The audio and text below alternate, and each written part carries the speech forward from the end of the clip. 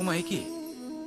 আমি কখন থেকে এখানে অপেক্ষা করছি, হাত পেতে দাঁড়িয়ে রয়েছি যাতে একটা ফল আমার হাতে এসে পড়ে এবং সেটা আমি খেতে পারি।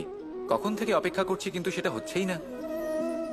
এবার আপনি বলবেন যে এইসব কি বলছি, এ কি অদ্ভুত কথা বলছি। যদি ফল খেতে হয় তাহলে আমাকে বৃক্ষে চড়তে হবে, ফলের কাছে পৌঁছতে হবে, তবেই তো ফল পাবো। এবার এটা অত্যন্ত সহজ ব্যাপার, কিন্তু এই বিষয়টা আপনি নিজের জীবনের প্রসঙ্গে ভেবে দেখুন।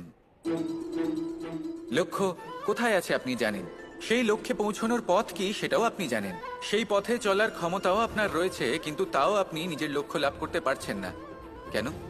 কারণ আপনি অপেক্ষা করছেন যে লক্ষ্য আপনার সামনে চলে আসবে, কিন্তু তা হয় না।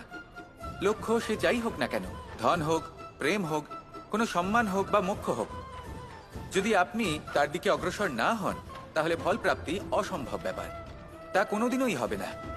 সেই জন্য আপনার চোখের সামনে আপনি যদি নিজের লক্ষ্যকে দেখতে পান তাহলে উঠুন এবং সেই দিকে অগ্রসর হতে শুরু করুন। নিজের অন্তরের সকল অশুভ গুণ দূর করুন, অলসতা ত্যাগ করুন, অজ্ঞানতা ত্যাগ করে দিন এবং চলতে থাকুন।